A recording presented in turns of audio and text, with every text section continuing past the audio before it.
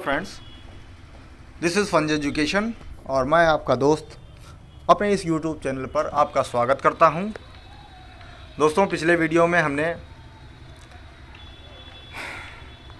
डलहौजी के बारे में पढ़ा था। आज स्टार्ट करते हैं लॉर्ड कैनिंग, जो कि भारत का पहला वायसराय था और अंतिम गवर्नर जनरल था। स्टार्ट करते हैं। इसका कार्यकाल 28 फरवरी 1856 से 1 नवंबर 1858 तक।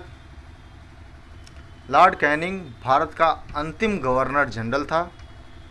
लॉर्ड कैनिंग के कार्यकाल की सबसे महत्वपूर्ण घटना 1857 का विद्रोह था। 1857 की विद्रोह के पश्चात बहादुर शाह को रंगून निर्वासित कर दिया गया। भारत के वायसराय में सबसे पहला है लॉर्ड कैनिंग। 1 नवंबर 1858 से 21 मार्च 1862 तक। 1858 में ब्रिटिश संसद द्वारा पारित अधिनियम द्वारा इसे भारत का प्रथम वायसराय बनाया गया। कैनिंग के कार्यकाल में ही आईपीसी, सीपीसी तथा सीआरपीसी जैसी दंड विधियों को पारित किया गया। कैनिंग के समय में ही लंदन विश्वविद्यालय की तर्ज पर 1857 में कलकत्ता, मद्रास और बम्बई विश्वविद्यालयों की स्थापना की गई। 1861 का भारतीय परिषद अधिनियम कैनिंग के समय में ही पारित हुआ। कैनिंग के कार्यकाल में ही भारतीय इतिहास का प्रसिद्ध नील विद्रोह भी हुआ। 1861 का भारतीय परिषद अधिनियम कैनिंग के समय में ही पारित हुआ। इसके पश्चात यानी इसी में विवाह पुनर्विवाह अधिनियम 1856 भी स्वतंत्र रूप से लागू हुआ।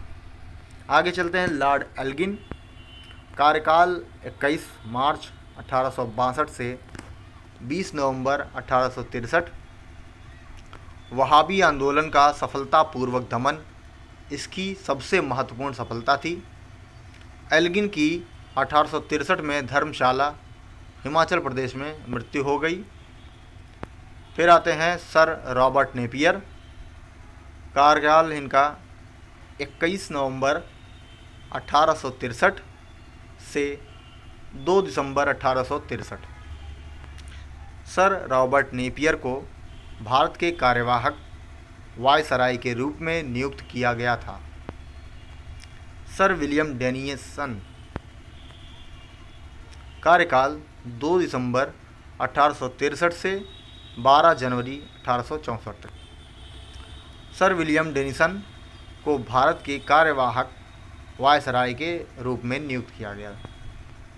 फिर आते हैं सर जॉन लॉरेंस, इनका कार्यकाल 12 जनवरी 1864 से 12 जनवरी 1869 तक। जॉन लॉरेंस ने अफ़गानिस्तान में हस्तक्षेप न करने की नीति का पालन किया।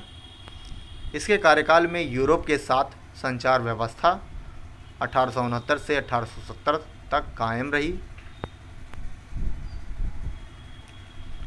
जॉन लॉरेंस के ही काल में कलकत्ता, बम्बई और मद्रास में उच्च न्यायालयों की स्थापना हुई।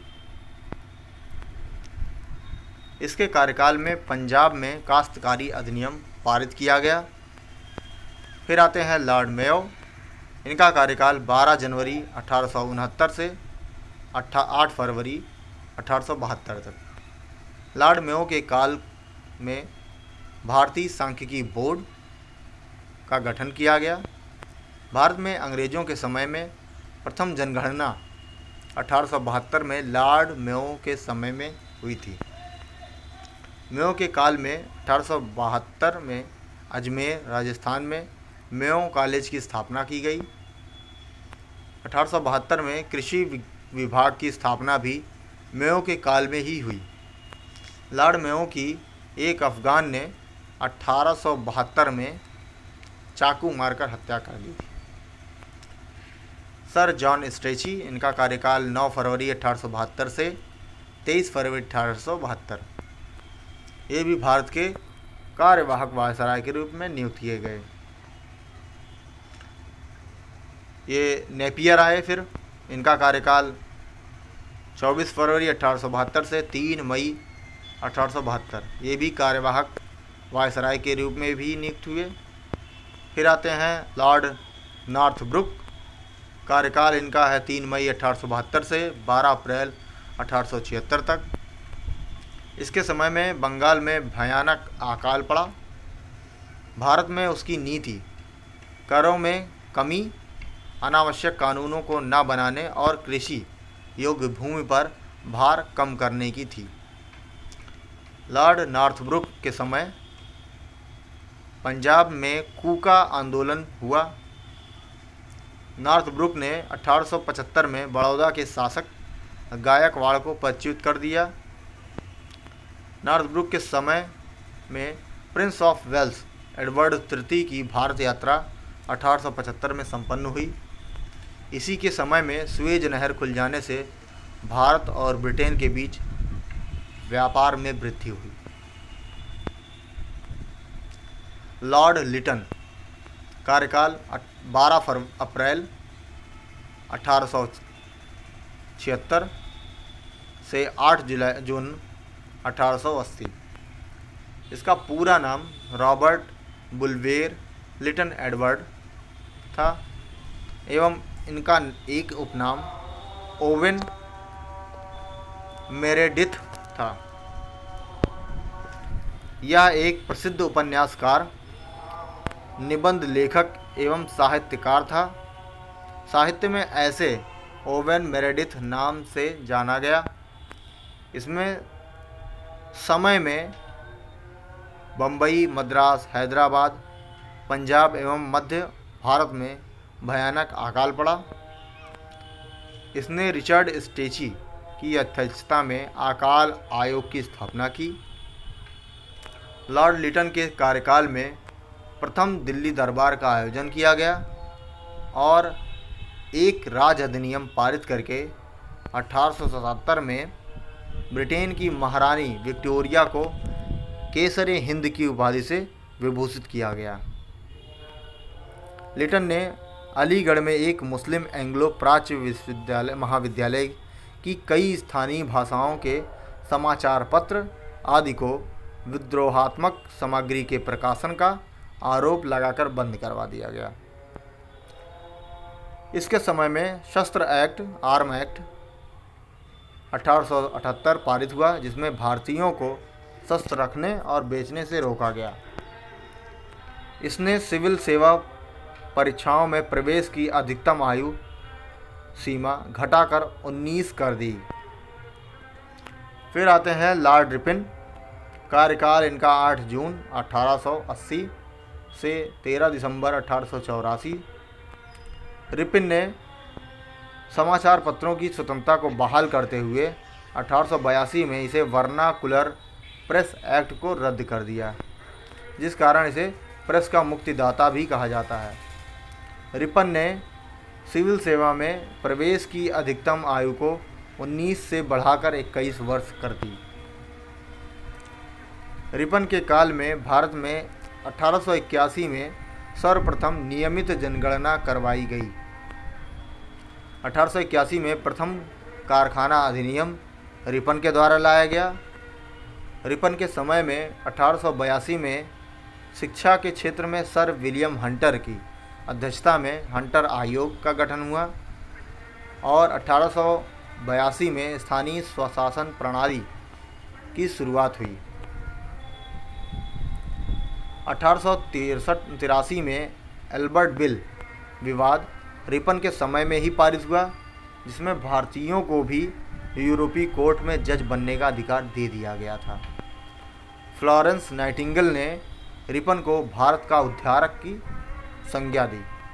फिर आते हैं लॉर्ड डफरिन, कार्यकाल 13 दिसंबर 1884 से 10 दिसंबर 1888। डफरिन के काल में 28 दिसंबर 1885 ईस्वी में बम्बई में ए ओ ह्यूम के नेतृत्व में भारतीय राष्ट्रीय कांग्रेस की स्थापना हुई। इसी समय बंगाल टेनेंसी एक्ट, किराया अधिनियम, अवध टेनेंसी एक्ट और पंजाब टेनेंसी एक्ट पारित हुआ। डफरिन के समय में तृतीय आंग्ल बर्मा युद्ध हुआ और बर्मा को भारत में मिला लिया गया। लॉर्ड डफरिन के समय में अफ़गानिस्तान की उत्तरी सीमा का निर्धारण किया गया। फिर आते हैं लैंसडाउन। कार्यकाल 10 दिसंबर 1888 से 11 अक्टूबर 1894 तक। भारत एवं अफ़गानिस्तान के बीच में जो सीमा रेखा है, डूरंड रेखा के नाम से जाना जाता है, का निर्धारण 1893 में लैंसडाउन के समय में हुआ। इस रेखा का निर्धारण ब्रिटिश अधिकारी सर मोर्टिमर डूरंड और अफ़गान आमिर अब्दुल रहीम खान के बीच में हुआ। 1891 में दूसरा कारखाना अधिनियम लाया गया, जिसमें महिलाओं को 11 घंटे प्रतिदिन से अधिक काम करने पर प्रतिबंध लगाया गया। लॉर्ड लैंसडाउन के समय में 1891 में एज ऑफ कंसेंट बिल पारित हुआ, जिसके अंतर्गत एक व्यक्ति के यौन कृत्यों के लिए सहमति की उम्र बढ़ा दी गई, जिसमें लड़कियों की यौन सहमति की उम्र 10 वर्ष से बढ़ाकर 12 वर्ष कर दी गई। इससे कम उम्र में यौन संबंध बनाने पर इसे बलात्कार माना गया, चाहे वे विवाहित ही क्यों ना हों। आगे चलते हैं लॉर्ड एल्गिन पर। कार्यकाल 11 अक्टूबर 1894 से 6 जनवरी 1899। लॉर्ड एल्गिन के कार्यकाल में भारत में क्रांतिकारियों की शुरुआत हुई और पूना के चापेकर बंधुओं दामोदर हरि चापेकर, बालकृष्ण हरि चापेकर, वसुदेव हरि चापेकर ने British plague commissioner WC red को गोली मारकर भारत की प्रथम राजनीतिक हत्या की। लॉर्ड एल्गिन ने के समय में ही भारत में देशव्यापी अकाल पड़ा, जिसमें करीब 45 लाख लोगों की मौत हुई। एल्गिन ने हिंदू कुश पर्वत के दक्षिण चित्राल राज्य के विरोध को दबाया। फिर आते हैं कर्जन। कार्यकाल जनवरी 1899 से 18 नवंबर 1905। लॉर्ड कर्जन के कार्यकाल में सर एंड्रयू फ्रेजर की अध्यक्षता में एक पुलिस आयोग का गठन किया गया। इस आयोग की अनुशंसा पर प्रांतीय पुलिस की स्थापना व केंद्रीय गुप्तचर विभाग CID की भी स्थापना की गई। कर्जन के समय में ही उत्तरी पश्चिमी सीमावर्ती प्रांत नॉर्थ वेस्ट फ्रंटियर प्रोविंस की स्थापना भी की गई। शैक्षिक सुधारों के अंतर्गत कर्जन ने 1902 में सर टॉमस रैले की अध्यक्षता में विश्वविद्यालय आयोग का गठन किया। कर्जन के समय में 1904 में प्राचीन स्मारक संरक्षण अधिनियम पारित हुआ, जिसके द्वारा भारत में पहली बार ऐतिहासिक इमारतों की सुरक्षा एवं मरम्मत की ओर ध्यान देने के लिए भारतीय पुरातत्व विभाग की स्थापना हुई। कर्जन ने 1901 में सर कॉलिन स्कॉट मॉनक्रिफ की अध्यक्षता में एक सिंचाई आयोग का भी गठन किया। कर्जन के समय में भारत में भयानक अकाल भी पड़ा, जिससे करीब 60 से 90 लाख लोगों के मरने का अनुमान लगाया गया।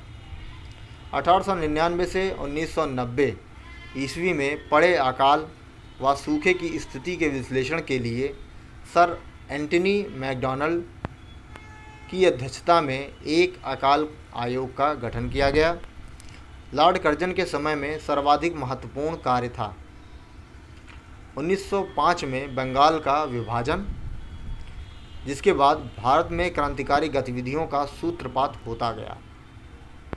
1905 ईस्वी में लॉर्ड कर्जन ने अपने पद से इस्तीफा दे दिया। फिर आते हैं लॉर्ड मिंटो द्वितीय। इनका कार्यकाल 18 नवंबर 1905 से 23 नवंबर 1910। मिंटो के कार्यकाल में 1906 में मुस्लिम लीग की स्थापना हुई। इसके कार्यकाल में 1906 में कांग्रेस का सूरत अधिवेशन हुआ, जिसमें कांग्रेस का विभाजन हुआ। जिसका 1916 के लखनऊ अधिवेशन में पुनः एकीकरण हुआ। लॉर्ड मिंटो के समय में मार्ले मिंटो सुधार अधिनियम पारित हुआ, जिसमें सरकार में विभिन्न प्रतिनिधित्व में मामूली बढ़ोतरी हुई और हिंदुओं और मुसलमानों के बीच के लिए अलग निर्वाचन मंडल बनाया गया। इसके कार्यकाल में खुदीराम बोस को फांसी दी गई, जिसने प्रफुल्ल कुमार चाकी के साथ मिलकर कलकत्ता के मजिस्ट्रेट किंग्सफोर्ड की बग्घी पर बम फेंका था। मिंटो के ही काल में 1908 में बाल गंगाधर तिलक को 6 वर्ष की सज़ा सुनाई गई, क्योंकि तिलक ने क्रांतिकारी प्रफुल्ल चाकी और खुदीराम बोस के बम हमले का समर्थन किया था और इन्हें बर्मा की जेल में भेज दिया गया। मिंटो के समय में अंग्रेज़ों ने बांटो और राज करो की नीति औपचारिक रूप से अपना ली। फिर आते हैं हार्डिंग द्वितीय। कार्यकाल 23 नवंबर 1910 से 4 अप्रैल 1916। लॉर्ड हार्डिंग के समय सन 1911 में जॉर्ज पंचन के आगमन पर दिल्ली दरबार का आयोजन किया गया, साथ ही बंगाल विभाजन को रद्द कर दिया गया। 1911 में ही बंगाल से अलग करके बिहार और उड़ीसा नाम के नए राज्य का निर्माण हुआ। हार्डिंग के कार्यकाल में भारत की राजधानी को कलकत्ता से दिल्ली स्थानांतरित कर दिया गया। हार्डिंग के समय में ही सन 1914 में प्रथम विश्व युद्ध प्रारंभ हुआ, जिसके लिए वह भारत का समर्थन पाने में सफल रहा। हार्डिंग के समय में 1913 में फिरोज शाह मेहता ने बॉम्बे कार्निवल एवं गणेश शंकर विद्यार्थी ने प्रताप का प्रकाशन किया। हार्डिंग के कार्यकाल में तिलक ने अप्रैल 1915 में और एनी बेसेंट ने सितंबर 1915 में होम रूल लीग की स्थापना की। 1916 में पंडित महामना मदन मोहन मालवीय ने बनारस हिंदू विश्वविद्यालय की स्थापना की और हार्डिंग को बनारस हिंदू विश्वविद्यालय का कुलपति भी नियुक्त किया गया। फिर आते हैं चेम्सफोर्ड, जिनका कार्यकाल 4 अप्रैल 1916 से स्टार्ट हुआ।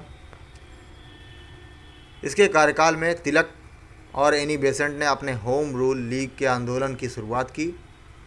1916 में कांग्रेस और मुस्लिम लीग में एक समझौता हुआ, जिसे लखनऊ पैक्ट के नाम से जाना जाता है। इसके समय में ही भारत में शौकत अली, मोहम्मद अली और मौलाना अबुल कलाम आज़ाद द्वारा खिलाफत आंदोलन की भी शुरुआत की गई, जिसे बाद में गांधी द्वारा चलाए गए असहयोग आंदोलन का भी समर्थन भी मिला। आगे 1920 में ही Mohammedan Anglo Orient College Syed Ahmad Khan द्वारा 1875 में स्थापित अलीगढ़ मुस्लिम यूनिवर्सिटी बना। चेम्सफोर्ड के कार्यकाल में सर सिडनी रॉलेट की अध्यक्षता में एक कमेटी नियुक्त करके रॉलेट एक्ट मार्च 1919 में पारित किया गया, जिससे मजिस्ट्रेटों को यह अधिकार मिल गया कि वह किसी भी संदेहास्पद स्थिति वाले व्यक्ति को गिरफ्तार करके उस पर मुकदमा चला सकता है। चेम्सफोर्ड के समय में ही 1919 में जलियांवाला बाग हत्याकांड हुआ।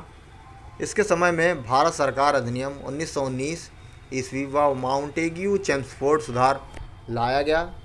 1916 में पूना में महिला विश्वविद्यालय की स्थापना तथा 1917 में शिक्षा पर सैडलर आयोग की नियुक्ति चेम्सफोर्ड के समय में ही हुई। फिर आते हैं लॉर्ड रीडिंग, कार्यकाल 2 अप्रैल 1921 से 3 अप्रैल 1926 तक। लॉर्ड रीडिंग के समय में गांधी जी का भारतीय राजनीति के पूर्ण रूप से प्रवेश हो चुका था। रीडिंग के कार्यकाल में 1919 का रॉलेट एक्ट वापस ले लिया गया। रीडिंग के समय में ही केरल 1921 में मोपला विद्रोह हुआ, जो खिलाफत आंदोलन का ही एक रूप था, जिसके नेता वरियन कुन्नाथ, कुंज अहमद हाजी, सीथी कोया थंगल और अली मुस्लियर थे। लॉर्ड रीडिंग के ही कार्यकाल में 5 फरवरी 1922 को चौरी चौरा की घटना हुई, जिसकी वजह से गांधी जी ने अपना असहयोगन आंदोलन वापस ले लिया। लॉर्ड रीडिंग के समय में 1921 में प्रिंस ऑफ वेल्स का भारत में आगमन भी हुआ। लॉर्ड रीडिंग के समय M.N. रॉय द्वारा दिसंबर 1925 में भारतीय कम्युनिस्ट पार्टी का भी गठन किया गया। 1922 में चित्तरंजन दास, नरसिंह चिंतामन केलकर और मोतीलाल नेहरू ने मिलकर स्वराज पार्टी का गठन किया। लॉर्ड रीडिंग के कार्यकाल में दिल्ली और नागपुर विश्वविद्यालयों की भी स्थापना हुई।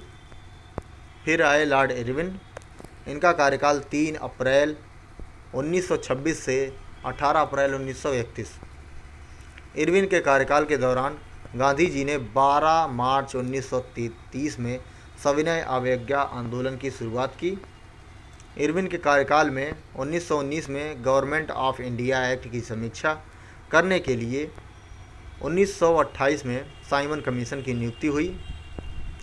साइमन कमीशन की अध्यक्षता में सर जॉन साइमन थे और इसके एक सदस्य क्लीमेंट एटली भी थे, जो बाद में इंग्लैंड के प्रधानमंत्री बने, जिनके कार्यकाल में 1947 में भारत और पाकिस्तान को स्वतंत्रता मिली।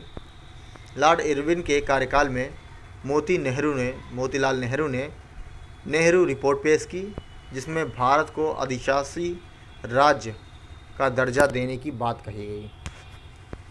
कांग्रेस ने 1930 ईस्वी में महात्मा गांधी के नेतृत्व में सत्याग्रह आंदोलन शुरू किया और अपने कुछ अनुयायियों के साथ दांडी यात्रा करके नमक कानून तोड़ा।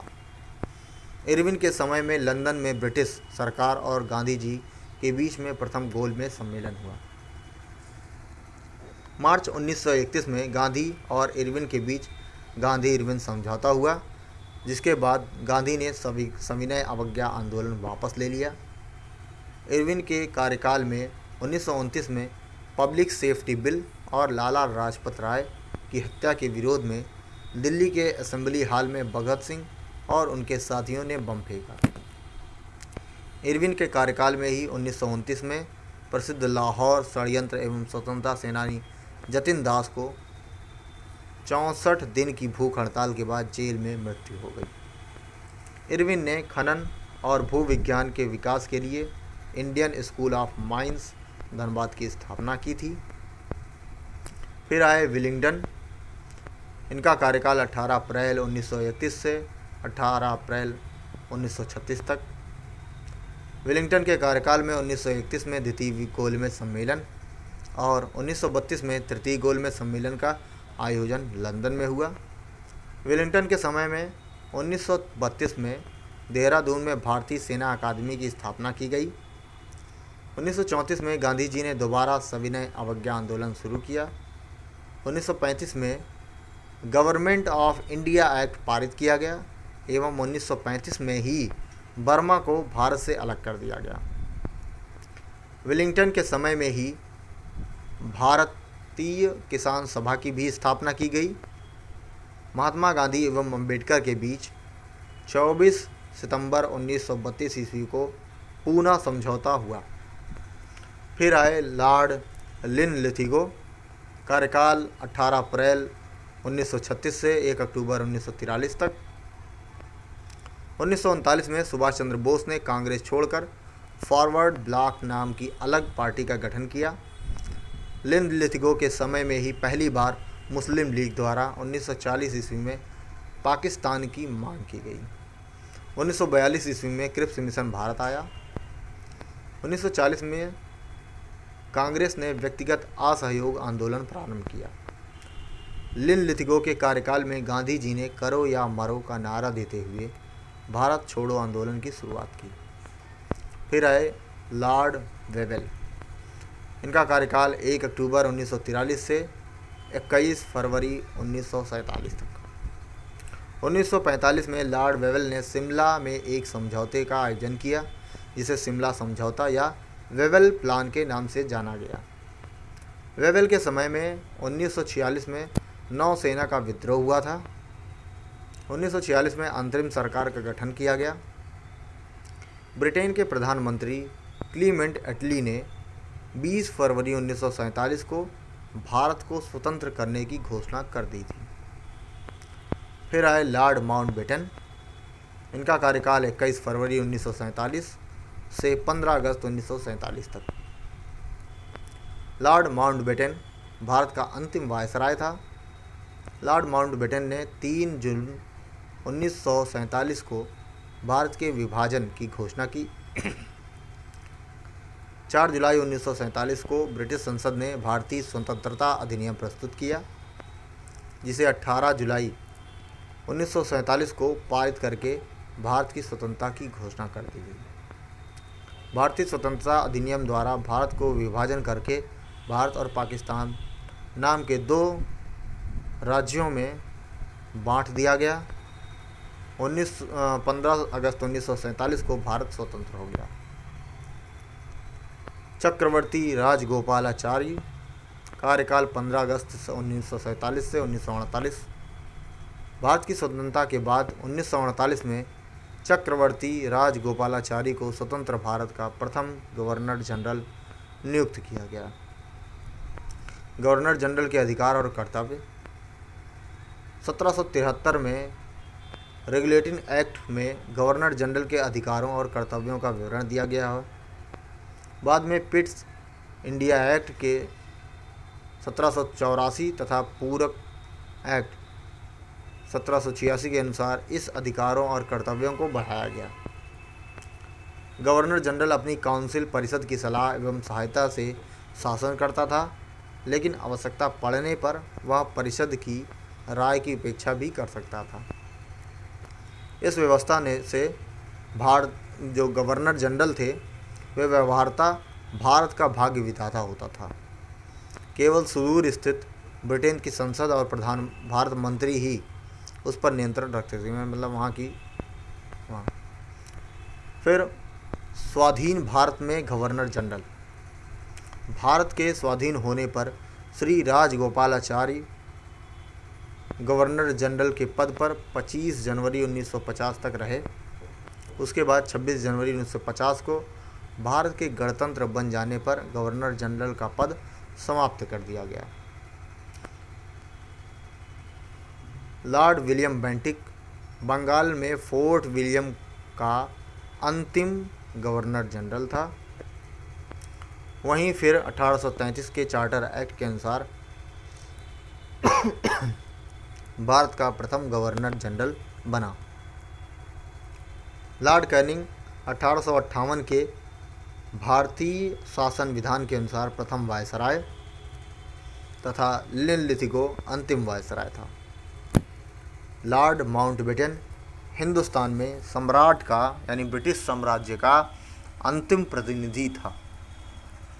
दोस्तों कृपया बताएं कैसा लगा वीडियो,